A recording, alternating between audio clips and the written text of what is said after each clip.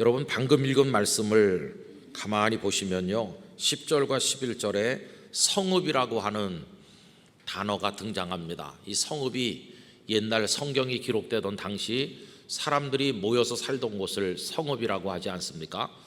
그러니까 요즘식의 개념으로 말하면 도시 이렇게 말할 수 있어요. 또 좀 더 확대해서 말하면 한 사회일 수도 있고 혹은 나라일 수도 있어요, 성읍이.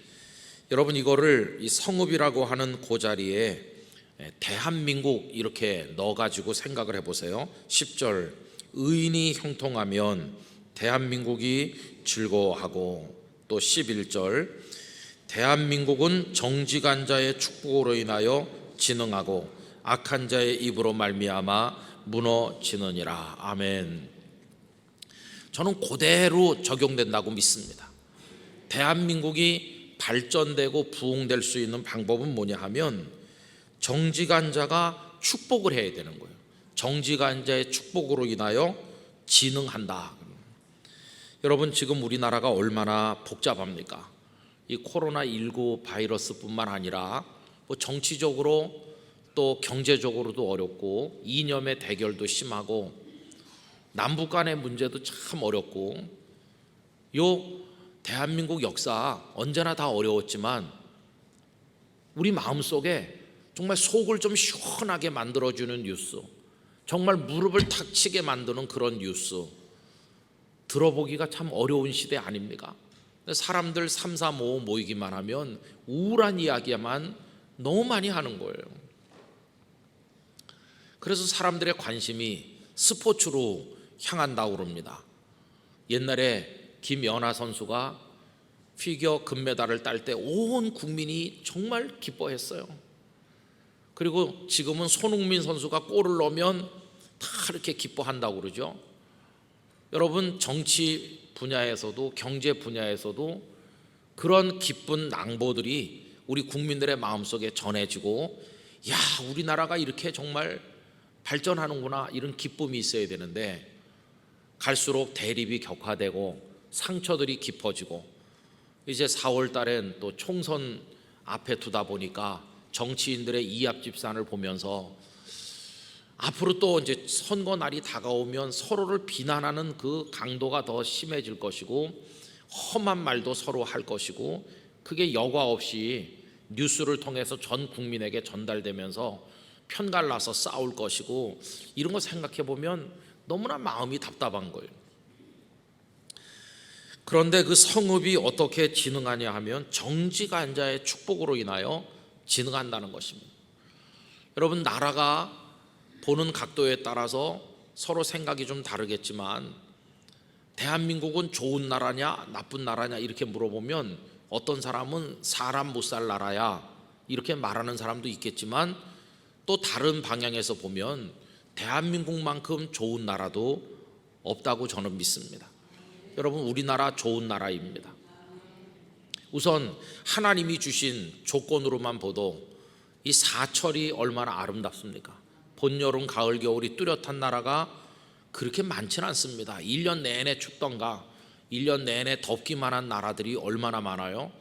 그런데 우리는 사시사철 산천이 옷을 갈아입으면서 우리에게 다가오고, 골짜기마다 계곡에 맑은 물들이 흐르고 산수 경계가 아름답고 그런 나라죠.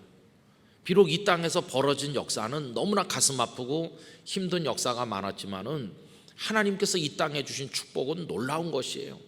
지난주일 예배 때 말씀드린 것처럼 이렇게 가난하던 나라가 이만큼 배부르게 해주신 하나님이시고, 일제 억압에서 벗겨주셨고, 그래도 요만큼 반토막이라도 남겨주셔서 복음의 횃불을 전 세계를 향해 들게 하셨잖아요. 여러분, 이 작은 나라가 인구 대비로 말하면 전 세계에서 선교사를 제일 많이 보낸 나라고, 단순 숫자로 해도 미국 다음이라고 할 만큼 선교사를 많이 보내는 나라가 됐어요. 그 타골 시인이 동방의 등불이라고 그렇게 말한 대로 저는 한국이 전 세계 등불이 되기를 원합니다. 그리고 놀라운 발전을 일으켰어요. 뭐 여러 가지 흉악범도 많이 있지만, 그렇지만 아직까지는 그래도 늦은 밤까지도 자유롭게 길거리를 산책할 수 있는 안전한 나라고, 이만큼 잘 사는 나라가 됐잖아요. 그죠? 그럼 이 대한민국을 축복해야 되고 더 잘 되도록 좋은 말을 해줘야 되고 우리나라의 아름다운 것들을 이렇게 부각시켜서 말해야 되는데, 어떤 사람은 사람 못 살 나라라고 그래요. 나라를 저주하기도 하고 이 나라 꼬라지가 뭐 이러냐 이렇게 하고 나쁘게 말하고 하는 사람도 있어요. 근데 오늘 말씀은 성읍은 축복으로 인하여 진흥하는 거예요. 축복으로. 여러분, 아무리 문제가 많은 나라라 할지라도 저주의 대상으로 삼아서는 안 된다는 것입니다. 저는 우리 영락교회 성도들은 우리나라를 축복하는 성도가 되기를 원합니다. 마음껏 대한민국의 미래를 축복해야 되는 것이죠. 또 통일된 장래의 우리나라를 위해서 축복해야 될 줄로 믿습니다. 좋은 말을 해야 되고 나라를 자랑해야 되고 긍정적으로 보면서 축복해야 되는 거죠. 그런데 어떤 나라가 좋은 나라냐 이렇게 하면 그 10절에 의인이 형통하면 성읍이 즐거워하고, 의인이 잘 되는 나라가 좋은 나라죠. 정직하게 살고 의롭게 사는 사람이 악한 자들에게 짓밟혀 가지고 다 뺏기고 죽는 나라가 되면 진짜 그건 지옥 같은 나라가 되는데, 하나님을 경외하고 열심히 살고 이웃을 사랑하고 바른 시민 의식을 가지고 사는 사람이 잘 되는 그런 사회, 성읍이 기뻐하고 온 나라가 그런 사람이 잘 되는 걸 격려하고 박수를 쳐주는 나라가 된다면 이게 정말 멋진 나라가 아니겠어요? 그런데 악한 자가 득세하고 의인을 핍박을 하면서 악한 자가 부정한 방법으로 득세한다면 그런 나라는 정말 사람이 살만한 나라가 아닌 것이에요. 그래서 오늘 두 가지 소망이 있는 것입니다. 하나는 우리 성도들이 하나님의 복을 받아서 복된 성도가 되고 의인이 되고 정직하게 되기를 바라는 마음이 하나 있고요. 또 다른 하나는 그런 성도들이 축복을 함으로 이 나라가 부흥되기를 바라는 마음이 있는 것이죠. 그럼 여러분, 우리가 대한민국을 축복한다고 할 때 그게 뭘까요? 우리가 할 수 있는 축복은 뭡니까? 다른 게 아니에요. 기도를 통해서 축복하는 것입니다. 기도를 통해서. 전에도 드린 말씀이 기억납니다마는 오래전에 부산의 일간 신문을 보니까 그 독일 선교사님의 특집 기사가 하나 나왔어요. 그 독일 선교사님은 부산에 오셔서 35년 정도를 사역을 하시고 연세가 많아가지고 은퇴를 하셔서 이제 본국으로 돌아가시는데, 이제 그분에 관한 기사가 나왔더라고요. 제가 부산에 가서 그리 오래되지 않았을 때입니다. 근데 사실 감동을 많이 받았어요. 그분이 아미동이라고 그 아주 산빛 아래 가난한 사람들이 많이 사는 달동네거든요. 부산의 대표적인 달동네죠. 그 아미동 그 판잣집들 다닥다닥 6.25 때 지은 집들이 붙어있는 그 동네에서 그 긴 세월을 사셨다고 그래요. 근데 그 아미동 언덕에 저도 많이 올라가 봤습니다. 거기 가서 이렇게 바라보면 부산항이 다 한눈에 들어옵니다. 근데 이분이 매일 밤 10시가 되면 창문을 쭉 열고 창 밖으로 두 손을 이렇게 내밀어서 부산 시민들을 위하여 축복하는 기도를 35년 동안 드렸다는 것이 참 감동됐어요. 부산 시민들이 오늘 밤에도 평안히 잠들 수 있도록, 부산 시민들 중에 어려운 사람이 없도록, 이 시가 발전되고 부흥되도록.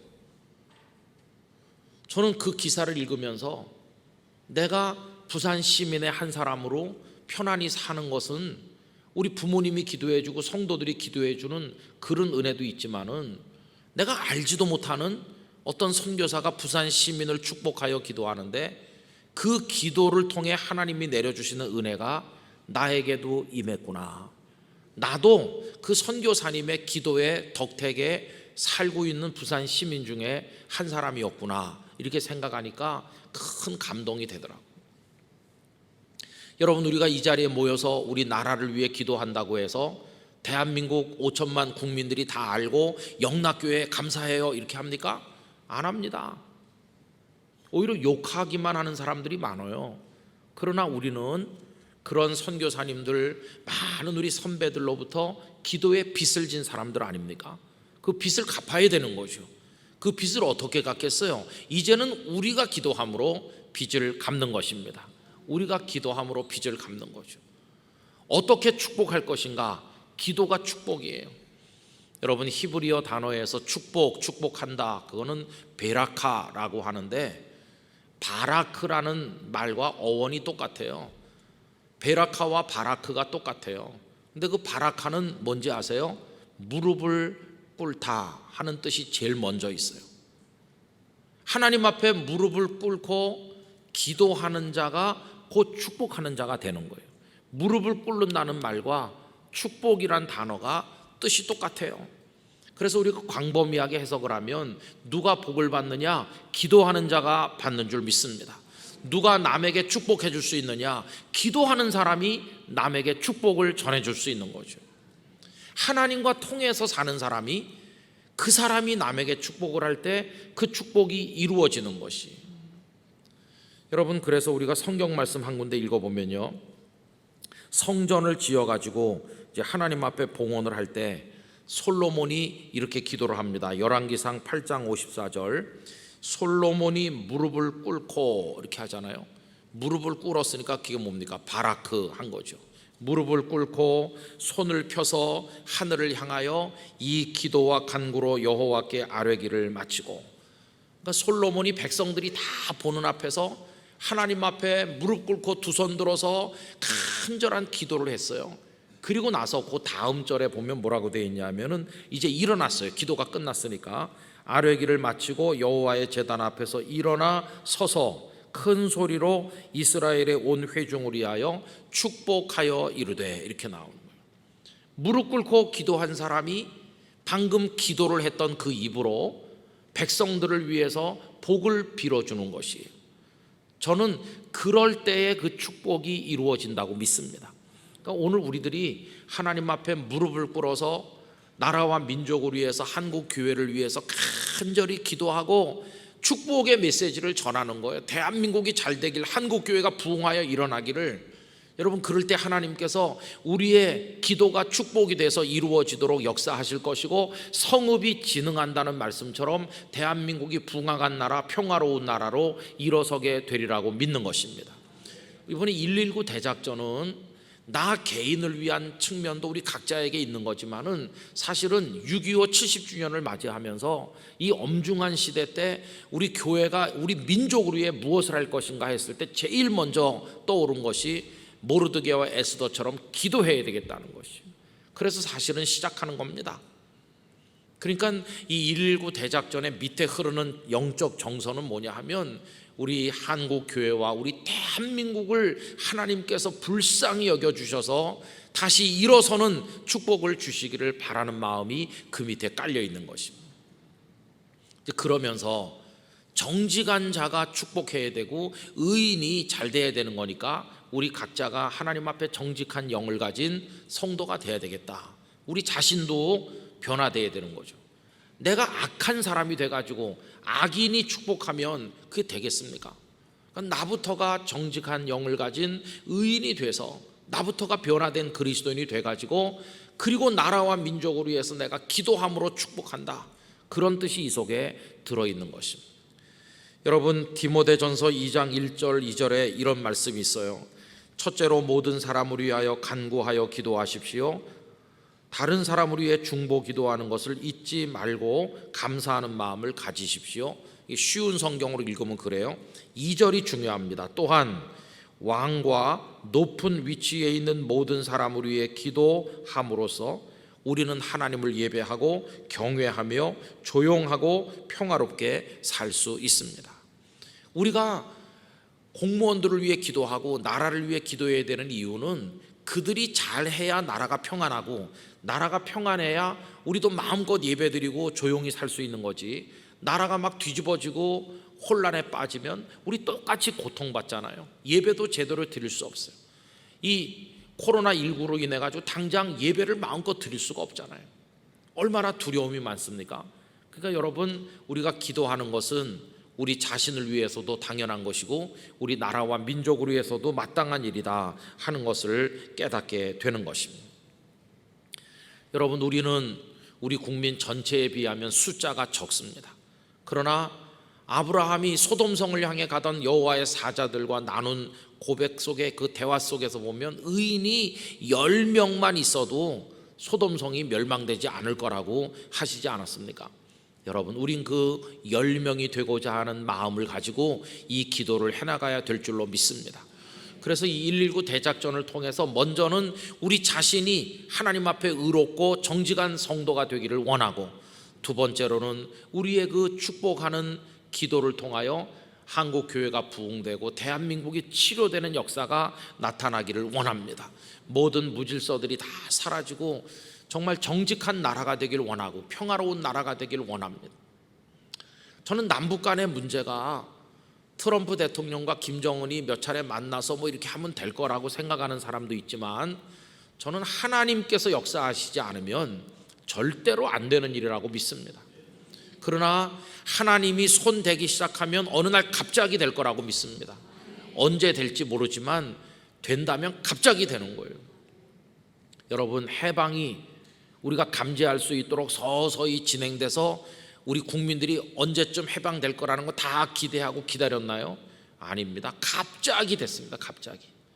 하나님께서 어느 날 손 대시면 금방 무너질 겁니다. 어느 날 갑자기 휴전선이 열릴 겁니다. 깜짝 놀랄 일이 있을 거라고 저는 믿습니다. 아까도 여기 올라와서 앉아서 기도하는데 마음이 답답하잖아요. 이렇게 우리가 기도하려고 하는데 이 병으로 인해 가지고 성도들이 다 오질 못하시고 너무나 답답하다. 하나님 어떻게 해요? 그런데 하나님께서 걱정 마라. 지난주일 설교 말씀처럼 내가 있지 않느냐 그러시는 거예요. 나는 이미 너희를 위해서 일하기 시작했다. 이 19 코로나19 이것도요, 보는 시각이 다양해요. 그냥 그 중국 사람들이 잘 못해가지고 뭐 개인 위생을 못했는지 왜 그런지 원인은 모르지만 그래가지고 퍼진 거다 이렇게 말할 수도 있지만, 영적으로 보면 여러 가지로 해석할 여지도 있는 거예요. 근데 분명한 사실은 뭐냐 하면 그 속에 하나님의 어떤 메시지가 담겨 있다는 것만은 틀림없는 것이에요.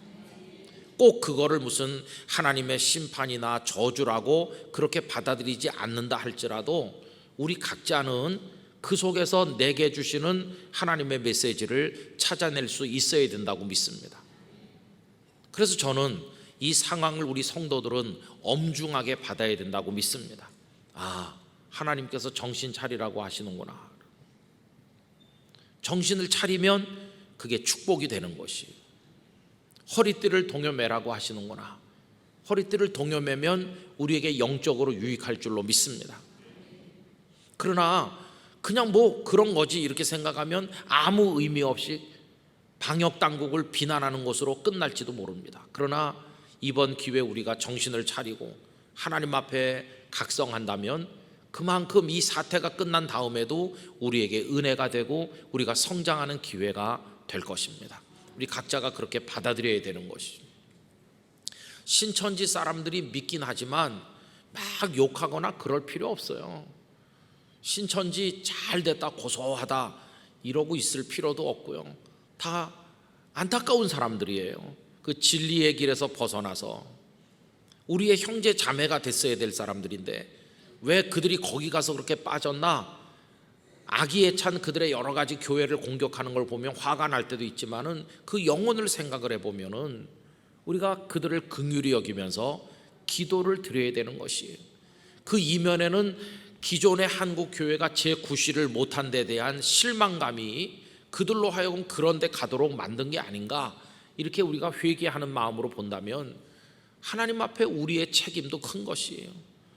그리고 이번 기회에 신천지가 어떤 집단인지 하는 게 언론을 통해 가지고 막 사방에 다 알려지고 있어요. 그죠? 어떤 면으로 보면 하나님께서 이번 기회를 통해서 그 정체를 밝혀주시는 그런 기회가 될 수도 있는 것이에요. 마지막에 가서 우리 각자가 하나님 앞에 어떻게 이 사태를 받아들이고 기도했는지에 따라서 그 결과는 다 사뭇 다를 것이라고 믿습니다. 그래서 우리는 누구를 미워하지도 말고 비난하지도 말고 뭐 공격할 필요도 없고 저주할 필요도 없고, 이 아름다운 우리나라가 여러 가지 종류의 악으로 인해 무너지는 걸 안타깝게 생각을 하면서 이 땅의 교회와 성도들을 위해서 그저 우리는 한 사람의 의로운 정직한 성도가 되어 이 나라를 축복하는 마음으로 기도할 따름인 것입니다. 우리는 기도할 따름이고 그 다음은 이미 계획을 가지신 하나님의 손 안에서 이루어질 줄로 믿는 것입니다. 우리 그 하나님을 바라보는 것이죠. 하나님을 바라보는 몸부림이 이런 기도로 나타나게 되는 것입니다. 이번 주일날 교회 못 오시는 분들이 또 많이 있을 거라고 생각되는데, 못 온 분들은 이 책을 교회에서 사야 되는데 구할 수 없는 분들이 또 생길지도 몰라요. 그래서 정 몸이 안 좋고 열이 나고 내가 교회 가면 오히려 위험할 수도 있겠어, 그런 분들은 아마 집에서 예배 드릴 텐데, 여러분들 구역에서 그런 분들을 아신다면 그런 분들 몫을 사가지고 가셔서 이게 3월 6일 되기 전에 성도들 손에 다 들어가야 됩니다. 성도들이 다 손에 가질 수 있도록 보급이 돼야, 그래야 딱 첫날부터 시작할 수 있어요. 나는 책을 못 구해가지고 열흘 늦었어 이러면 벌써 이게 좀 그렇잖아요. 그래서 여러분들이 이렇게 저렇게 협력을 하셔서 어떻게 해서든지 3월 6일 전에 온 성도들이 다 이걸 가질 수 있고, 우리 어린이 친구들에 대해서는 또 교육부서에서 또 다르게 이제 하니까 다 가지고 일사불란하게 각자의 위치에서 시작하게 되기를 간절히 원하는 것입니다. 그래서 우리가 곳곳에 뿔뿔이 나눠져 있지만 성령께서 우리를 다 이렇게 엮어 주실 거라고 믿습니다. 우리의 기도가 다 모아져서 거룩한 향이 되어 하나님께 올려질 때 우리를 긍휼히 여겨주시는 하나님의 은혜가 있을 줄로 믿습니다. 여러분들이 그 최전방에 지금 서신 것이, 오늘 저녁에 와주셔서 감사합니다. 여러분 여기 왔다 감으로 인해 가지고 시험에 드는 분이 없길 바라고요. 그날 저녁에 갔기 때문에 내가 열이 나는 거 아니야?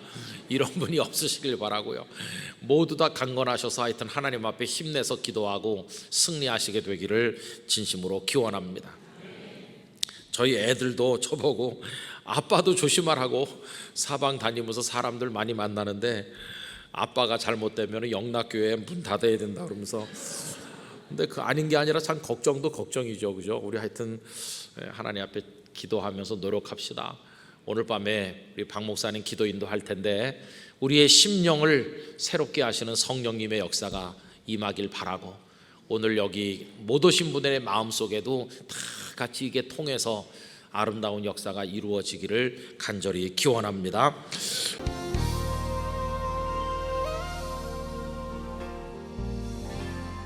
부산에서 목회를 하던 어느 날 보수적이라고 신학적으로 자부하는 어떤 교단에 속한 교회에 가서 설교를 하게 됐습니다. 예배가 마친 이후에 성도님들 여러분이 오셔서 좌담회를 좀 합시다. 그래서 말씀을 나누게 됐습니다. 그랬더니 그분들이 저한테 궁금한 게 많으셨습니다. 어떤 분이 질문하기를, 목사님 주일날은 돈을 쓰면 안 되는 날이고 사 먹으면 안 되는 날인데 목사님 교회에서는 커피 자판기를 주일에 어떻게 하십니까? 이렇게 물으셨습니다. 그래서 제가 되물었습니다. 아까 들어오다 보니까 이 교회도 커피 자판기가 있던데 여러분들 교회는 어떻게 하십니까? 그러니까요, 주중에는 사용하고 주일 아침에는 자물통으로 딱 잠근다는 거예요. 그래서 제가 또 여쭤봤죠. 그래도 커피 생각이 많이 나서 꼭 커피를 마시려는 분은 어떻게 합니까? 그러니까 다른 분이 약간 멋쩍게 살짝 나가서 카페에서 사 먹죠. 여러분, 우리 한국 교회에는 그런 금기들이 많이 있었습니다. 지금도 있죠. 저에게도 아주 익숙합니다. 주일날에는 뭐 사 먹으면 안 되는 날, 돈 쓰면 안 되는 날, 이런 금기. 그런가 하면 교회에서는 뭐 사고 파는 건 절대 하면 안 된다는 금기, 이런 게 있습니다. 그거 말고도 여러 가지가 있죠. 교회에서는 아무것도 사지도 팔지도 말아야 된다는 금기는 오늘 읽은 본문 말씀과 연관이 되어 있습니다. 그런데 여러분, 이런 금기들을 잘 지키면 믿음이 좋은 사람이라고 하고, 이런 걸 잘 못 지키면 믿음 없는 사람, 이렇게 다른 사람을 평가하는 잣대로 사용을 해온 것 또한 사실이기도 합니다. 근데 오늘 읽은 본문은 십자가를 지시기 위해서 예수님께서 예루살렘에 가셨을 때 성전에 들어가셔서 있었던 일을 우리들에게 보여줍니다. 근데 그 성전의 바깥쪽 이방인들의 뜰이 있는데 거기서는 여러 가지 일들이 벌어지고 있었습니다. 그 중에 하나가 화폐를 바꿔주는 환전이 이루어졌는데, 이 성전에서는 성전세를 반세겔씩 내야 되는데 아무 화폐나 낼 수 있는 게 아니고 거기서 통용되는 세켈로만 내야 했습니다. 그러니까 먼 나라에서 오신 분들은 화폐 단위가 다르니까 우리가 외국에 갈 때 뭐 달러로 바꾸던지 하는 것처럼 거기 와서 환전을 해야 되기 때문에 환전하는 사람들이 있었습니다. 그런데 그 성소에서 그 유통되던 세켈을 그 당시에 두로라는 곳에 가서 주조를 해가지고 왔다고 합니다. 참 우스운 것은 거기서 주조한 이 세켈의 앞뒷면에 보면 독수리 문양이 새겨져 있기도 하고 말카르트라고 하는 두로의 우상이 한쪽 면에 새겨져 있기도 했다고 합니다. 어떤 형상도 만들지 말라고 말씀하신 여호와 하나님을 경배하는 성전에서 통용되는 그 돈의 앞뒷면에 우상의 형상이 새겨져 있었다는 것은 참으로 어처구니 없는 일이 아닐 수가 없었습니다. 또 한 가지 벌어졌던 일은 짐승을 파는 건데, 이제 제물용으로 쓸 짐승을 팔고 사는 거죠. 이것도 이유가 있습니다. 먼 데서 오는 이가 이 짐승을 가지고 오는 게, 몰고 오는 게 힘이 드니까, 또 흠없는 것으로 바쳐야 되는데 양 한 마리 끌고 오다가 다치면 흠이 생기니까 이런저런 이유로 인해서 돈을 가지고 오면 현장에서 제물을 살 수 있도록 제공하는 일이 있었습니다. 이 성전에는 대제사장이 가장 높고 그 밑에 고위 제사장들이 쭉 있는데 기츠바름이라고 불리는 창고 책임자 제사장들이 몇 사람 있었습니다. 보통 책임 제사장이 3명 정도 있었고 이제 그 밑에 많이 있었다고 그래요. 이들이 성전의 재산을 관리하는 사람들이죠. 아마도 이런 사람들에 의해서 환전도 혹은 제물용 짐승을 팔고 사는 일들도 감독되고 진행이 되었으리라 생각을 합니다. 그런데 보세요. 아주 좋은 뜻으로 보면 먼 데서 경배하러 오는 순례자들의 편의를 위해서 세켈을 준비해 놓고 기다린다든지 아니면은 흠없는 제물을 준비해 놓고 기다렸다가 섬기는 거 귀한 일 아닙니까? 그들도 그 화폐를 늘 떨어지지 않도록 준비하고 좋은 제물들을 준비해 놓는다는 게 신경을 많이 써야 되는 수고니까 어떻게 보면 참 수고 많이 한다, 이렇게 칭찬을 해주어야 될 일인 것처럼 여겨지기도 한다는 겁니다. 그런데 여러분, 오늘 본문에서 보는 예수님의 반응은 어떠합니까? 당신들 수고가 많다 이렇게 하셨나요? 아닙니다. 예수님께서는 그들의 상을 다 둘러엎으시고 사정없이 내쫓으셨습니다. 요한복음 2장 15절 말씀에 의하면 노끈으로 채찍을 만들어 후려치면서 쫓아내신 것으로 되어 있습니다. 여러분, 그러면서 예수님 뭐라고 말씀하셨냐 하면 강도의 소굴을 만들었다고 그들을 책망하셨는데, 오늘 본문 말씀 17절 앞부분에 보시면, 17절 뒷부분에 보시면 뭐라고 되어 있습니까? 너희는 강도의 소굴을 만들었도다, 이렇게 책망을 하셨죠. 한번 그 광경을 상상해 보세요. 가장 경건하고 가장 거룩하여 하나님께 마음을 드려야 될 장소인 그곳이 짐승의 악취, 짐승의 소리들, 호객하는 사람들, 순례자들의 떠드는 소리들, 뭐 이런 것들이 다 뒤섞여서 마치 저작거리처럼 소란스럽지 않았겠습니까? 그러니까 예수님께서 강도의 소굴을 만들었다고 책망하시는 게 하나도 이상하지 않다 하는 겁니다. 자, 그러면 강도의 소굴로 전락한 이곳을 성전다운 성전이 되도록 회복하는 방법은 뭐겠습니까? 첫째는 그들을 다 내쫓는 것입니다. 예수님께서 바로 그 일을 하셨습니다. 두 번째는 뭘까요? 장사하는 일을 하지 말고 그 대신 하나님께 기도를 드리는 겁니다. 그래서 오늘 본문 17절 후반부에 보십시오. 이에 가르쳐 이르시되 기록된 바 내 집은 만민이 기도하는 집이라 칭함을 받으리라고 하지 아니하였느냐. 이 예수님의 말씀이죠. 그러니까 이제 장사하는 길을 그만두고 하나님께 기도를 드리면 성전다운 성전이 될 것처럼 생각이 되는 겁니다. 환전이나 재물을 파는 것은 세속적인 일이고 사람들을 상대하는 일인 반면에 기도하는 것은 하나님께 드리는 것이고 영적인 것이니까 그렇게 기도를 하면 이제 성전다운 성전으로 회복이 되겠다, 이런 생각을 하게 되지요. 따라서 앞에서 말씀드린 대로 뭘 사고 파는 일은 절대 하면 안 된다는 금기가 바로 여기서 이제 나오게 된 것입니다. 자, 그러면 여러분 오늘 이 말씀을 읽으면서 이제는 우리 아무것도 팔지도 말고 사지도 말고 오로지 여기서 기도만 합시다, 이렇게 하고 말씀을 끝내면 되는 것입니까? 기도만 하면 성전다운 성전이 되는 것일까요?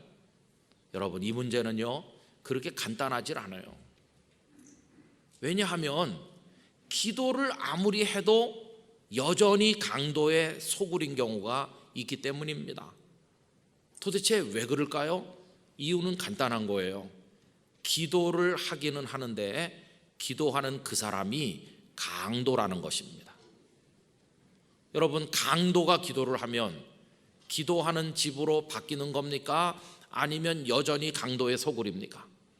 여기서 우리는 아주 중요한 문제를 깨닫게 됩니다. 성전 안에서 어떤 행위가 이루어지는가 하는 것이 중요하긴 하지만 그거보다 훨씬 더 본질적이고 훨씬 더 중요한 것은 그 행위를 하는 사람이 어떤 사람인가 하는 것입니다.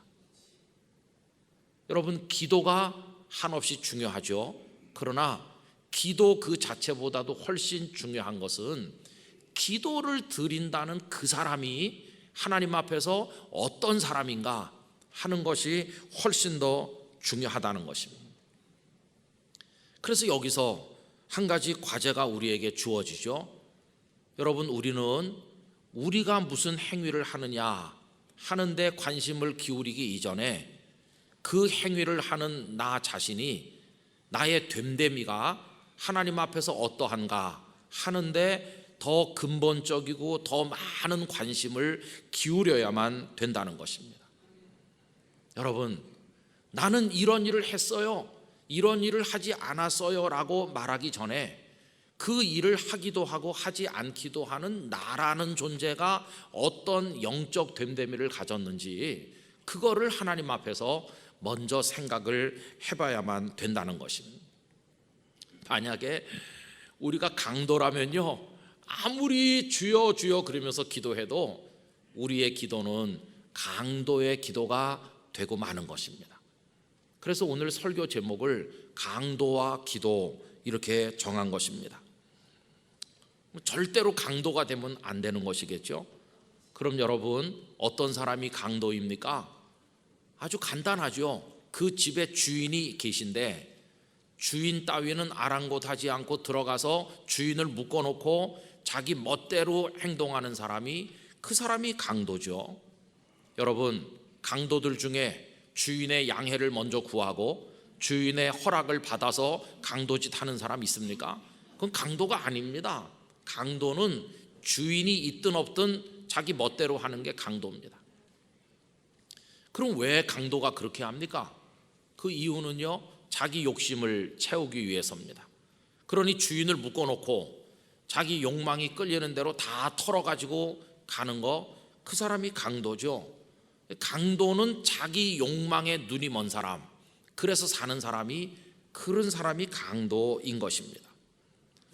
아까 말씀드리기를 환전상들, 재물용 짐승을 파는 사람들이 나름대로 수고를 많이 하는데도 칭찬은커녕 강도의 소굴을 만들었다고 예수님께서 책망을 하셨다고 그랬는데 그 이유가 바로 이것입니다. 여러분, 만약에 그 환전상이나 제물용 짐승을 제공하는 그 사람들이 정말로 하나님을 사랑하고 경외하면서 먼 데서 제사하러 오는 순례자들을 돕기 위해서 하나님 앞에 기도하는 사랑의 마음을 가지고 언제나 세케를 준비해 놓고 좋은 제물을 준비해서 섬기는 거라면 그게 왜 거룩한 일이 아니겠습니까? 그게 왜 칭찬받을 일이 아니겠습니까? 칭찬받아야 마땅한 좋은 일이 될 수도 있는 것이죠. 그런데 왜 예수님께서 그들을 강도의 소굴을 만들었다고 책망하셨을까요? 그거는 그들 속에 더러운 욕망이 가득하기 때문입니다. 여러분, 그 성전 뜰에서 그 일을 하던 사람들은 하나님을 경외하고 순례자들을 사랑해서 하는 게 아니라 욕심에 눈이 멀고 돈에 눈이 먼 사람들이었습니다. 그리고 그 당시 기록들을 이렇게 보면요, 환전 수수료가 얼마나 비싼지, 무려 환전하는 금액의 25%를 자기 주머니에 넣었다고 합니다. 어떤 사람이 10,000원을 바꾸면 2,500원을 가지는 겁니다. 이런 악덕업자가 어디 있어요? 거기다 그 재물이 흠없는 양이거나 흠없는 재물이어야 되는데 눈 멀고 다리 부러지고 쓰지도 못할 걸 갖다 파니까 순례자들은 짐승을 구할 데가 없으니 울며 겨자 먹기로 살 수밖에 없는 거죠. 그리고 거기서 지금 환전하고 짐승 파는 사람들이 얼마나 악한, 하나님 존재에는 아무 관심도 없는 자기 욕망을 채우려고 하는 자들이니까 예수님은 강도의 소굴을 만들었다고 그들을 책망하신 겁니다. 여러분, 그러므로 됨됨이가 자기 욕망에 의해서 다 망가진 이런 사람들이 아무리 기도를 한들 그 집이 기도하는 하나님의 집이 될 턱이 있겠으며 그 기도가 온전한 기도가 되겠습니까? 여전히 강도의 기도일 뿐이고 여전히 강도의 소굴일 뿐이라 하는 말씀인 것이죠. 여러분, 강도가요, 어떤 집에 들어가서 강도짓을 하고 주인 내외를 위해 기도해 주고 간다고 생각해 보세요.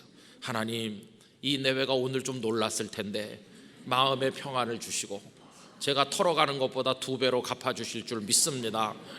이렇게 하고 너무 걱정 마세요, 하나님은 살아계십니다. 이렇게 하고 가면 그 강도가 강도 아닙니까? 그 더 나쁜 놈이죠. 그거는 기도하는 이상한 강도죠, 그죠?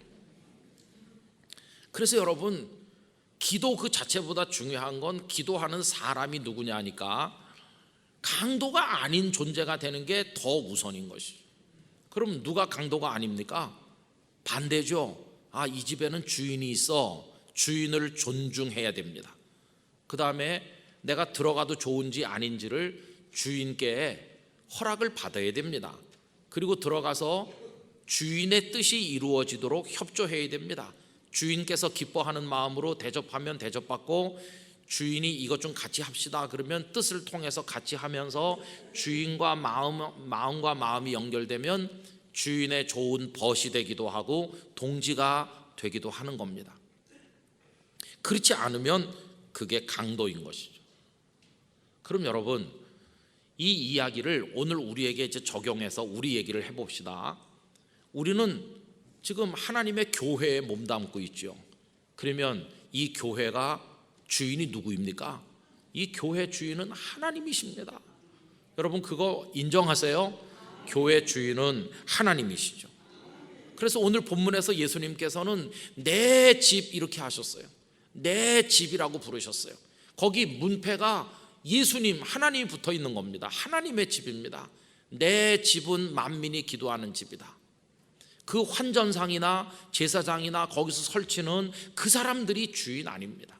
하나님이 주인이시고, 그래서 예레미야 7장 11절에 그 성전을 하나님의 이름으로 일컫는다고 표현하고 있어요. 내 이름으로 일컬음을 받는 이 집, 이렇게 하셨어요.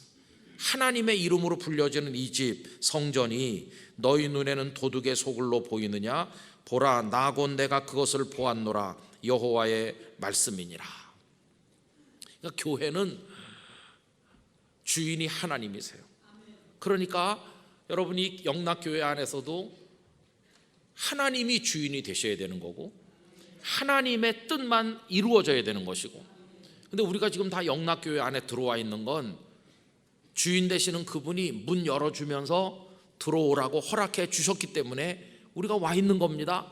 그러니까 주인 되신 하나님께 감사해야 되는 것입니다.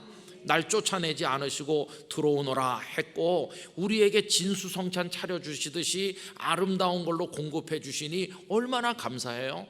그럼 이제 우리가 할 일은 주인 되신 그분의 뜻에 나의 뜻을 맞추고 그분이 원하시는 대로 내가 같이 하면서 그분의 벗이 되고 그분의 동지가 돼야 되는 것이죠. 그래서 하나님의 뜻이 원하시는 대로 우리가 행동하면 하나님께서는 우리를 칭찬해 주시는 분이시라 하는 것입니다. 하나님께서는 좁은 형식 논리에 붙들려서 정죄하는 분이 아니십니다. 그래서 예를 들면 이래요. 어느 안식일 날 예수님께서 회당에 가셨습니다. 그랬더니 한쪽 손이 말라서 쓰지 못하는 사람을 보시고 불쌍히 여기셔서 그를 고치시기로 작정을 하셨습니다. 그런데 보니까 거기 유대인들이 가만히 예수님을 주목하는 거죠. 안식일은 그들의 금기대로 말하면 어떤 날입니까? 아무 일도 하면 안 되는 날이고 병자를 고치는 것도 일이기 때문에 그를 고치면 예수님은 안식일을 어긴 죄인이 되는 것이고 그래서 예수님께서 그 사람을 고치는지 안 고치는지 가만히 주시해서 보고 있었습니다. 그들의 그 간악한 마음을 들여다보신 예수님 그들에게 질문을 던지셨어요. 마가복음 3장 4절 그들에게 이르시되 안식일에 선을 행하는 것과 악을 행하는 것 생명을 구하는 것과 죽이는 것 어느 것이 옳으냐 하시니 그들이 잠잠하거늘. 여러분 왜 잠잠했을까요? 당연히 선을 행해야 되고 당연히 생명을 구하는 게 옳다는 걸 그들이라고 몰랐을까요? 알지요. 알지만 왜 잠잠합니까? 안식일이니까. 안식일에는 아무 일도 하면 안 된다는 그 금기에 매달려서 대답을 못하는 겁니다. 그러나 여러분 정답은 분명하잖아요. 하나님 주인이신 그분이 안식일의 주인이신 그분이 원하시는 게 뭡니까? 생명을 구하는 것이고 선을 행하는 거죠. 그럼 우리는 주인이 아니니까 주인 대신 그분이 원하시는 대로 하면 되니까 안식일이라 할지라도 선을 행해야 되는 것이고 생명을 구해야 되는 거죠. 그래서 우리 예수님께서는 손 마른 그 불쌍한 사람을 고쳐서 그 손을 펴게 하여 주심으로 하나님의 뜻을 성취하신 것이었어요. 그러나 유대인들은 안식일을 어겼다고 하며 예수님에게 시비를 거는데 예수님은 그 좁아 터진 율법적 형식 논리의 노예가 되신 분이 아니시고 하나님의 뜻을 이루신 분이셨어요. 여러분 우리도 인간적인 여러 금기에 매달려 가지고 끌려다니면 안 되고 모든 순간에 하나님이 원하시는 게 뭔가 이걸 생각하며 살아야 될 줄로 믿습니다. 그래서 여러분 우리 자신을 주인 되신 하나님께 맞춰야 합니다. 우리의 뜻을 주인이신 하나님의 뜻에 맞추며 나가야 됩니다. 이게 119 대작전을 시작하는 우리에게 가르치는 교훈이 굉장히 큰 것입니다. 한번 생각을 해보십시오. 시끄러운 성전들을 조용하게 했습니다. 환전상도 다 쫓아냈고 짐승 파는 사람도 다 쫓아냈고 조용해졌습니다. 그런데 며칠 지났더니 다시 시장바닥처럼 소란스러워졌습니다. 아니 장사를 다시 하나? 그러면서 와서 보니까 그게 아니었습니다. 기도한다는 사람들이 모였는데 예전처럼 시끄러워진 것이었습니다. 아니 기도하는데 왜 시끄럽지? 이유가 금방 나타났습니다. 그들이 하는 기도를 들어보니까 그들의 기도가 자기 욕망에 꽉 찬 기도라는 걸 금방 알게 되는 것입니다. 기도를 하긴 하는데 환전상이 가졌던 그 욕심, 제물용 동물을 팔던 사람들이 가졌던 그 욕심을 그대로 가슴속에 가지고 기도를 하니까 그 기도가 성전을 기도하는 집이 되게 한 게 아니라 여전히 강도의 심보를 가지고 기도를 하니까 여전히 강도의 소굴처럼 시끄럽게 된다고 하는 것입니다. 여러분 우리는 지금 기도하려고 하고 있잖아요. 그런데 보면 어떻습니까? 하나님 주인이신 그분이 원하지 않는 것을 뻔히 알면서도 그걸 달라고 막 부르짖는다면 얼마나 성전들을 시끄럽게 하는 기도입니까? 또 이미 하나님께서 응답을 해 주셨음에도 불구하고 깨닫지 못하고 믿음이 없어서 계속 부르짖고 있다면 성전들이 얼마나 소란스러워지겠습니까? 이런 얘기 들어보셨을 거예요. 어떤 나그네가 밤길 가다가 미끄러져서 낭떠러지로 추락을 하다가 간신히 나무 뿌리를 잡고 대롱대롱 매달렸답니다. 그래가지고 하나님 앞에 부르짖는 거죠. 주여, 저를 살려주세요. 낭떠러지에 추락하다 간신히 매달렸습니다. 이러면서 막 소리를 높여 부르짖으니까 하나님의 응답이 왔습니다. 내 손을 놓아라. 이렇게 화가 났습니다. 아니, 지금 낭떠러지에 매달려 있는데 나를 건져주시기는커녕 손을 놓으면 나는 추락해서 죽을 텐데 뭐 이런 하나님이 다 있나? 원망이 막 터져 나오면서 더 크게 원망 섞인 기도를 부르짖었습니다. 그러다 결국은 힘이 빠져가지고 손을 놓치고 추락했습니다. 어떻게 됐을까요? 안 죽었습니다. 왜냐하면 바로 발밑이 땅이었기 때문입니다. 아까 하나님께서 손 놓으라 한 게 응답이었습니다. 그때 손 놓았으면 진즉에 됐을 걸. 믿음이 없고 응답인 줄 몰라서 계속 하나님께 시끄럽게 했다는 우스운 얘기죠. 여러분, 우리가 환전상은 아니지만 제수용 동물을 파는 사람도 아니지만 그렇다 할지라도, 그런 거 안 한다고 할지라도, 나는 기도해 이렇게 한다 할지라도 내 안에 욕망이 가득한 채로 한다면 나는 지금 기도하는 강도에 불과하다는 걸 잊으면 안 된다는 것입니다. 여러분, 그래서 119 대작전을 통해서 우리가 하나님 앞에 나가고 우리가 변화되길 원하고 영적 승리를 얻기를 원하고 있는데요, 그 전에 우리가 먼저 해야 될 일이 있습니다. 그것은 우리 마음속에 있는 모든 욕망을 내려놓는 것입니다. 주인 되신 그분과 다르게 품고 있는 생각들을 우리 모두가 내려놓기를 원하는 것입니다. 그러면서 기도해야 됩니다. 모든 것의 주인 되신 하나님, 영락교회의 주인이신 하나님, 제 인생의 주인이신 하나님, 저의 모든 생각, 저의 모든 욕망을 다 던져버리겠습니다. 그리고 이미 저를 은혜로 이끄신 아버지 하나님께 저의 모든 것을 맡기기로 하겠습니다. 연약한 저에게 은혜를 베푸시고 하나님의 뜻에만 순종하는 믿음을 허락하여 주시옵소서. 이렇게 기도를 드려야 될 것입니다.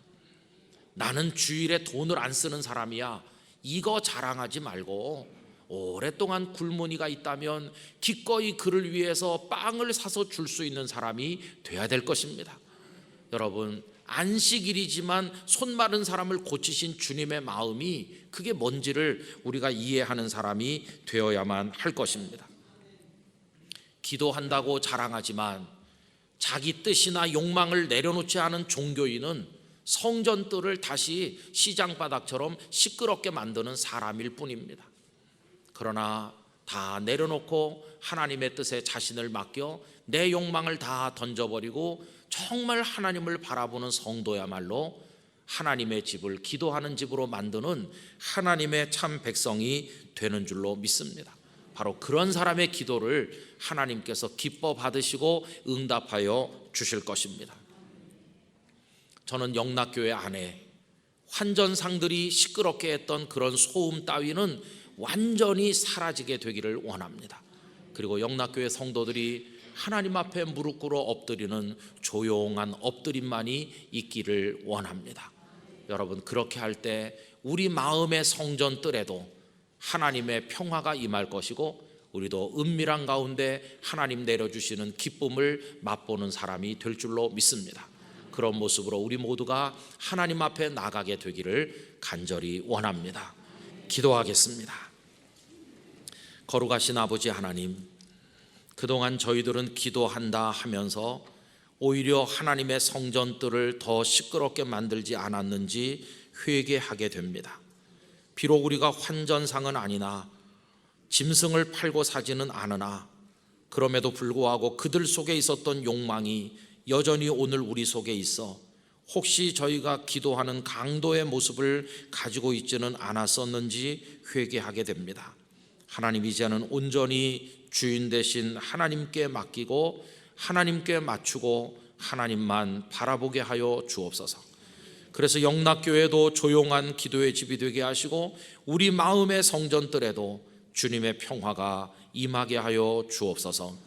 예수님의 이름으로 기도드리옵나이다. 아멘.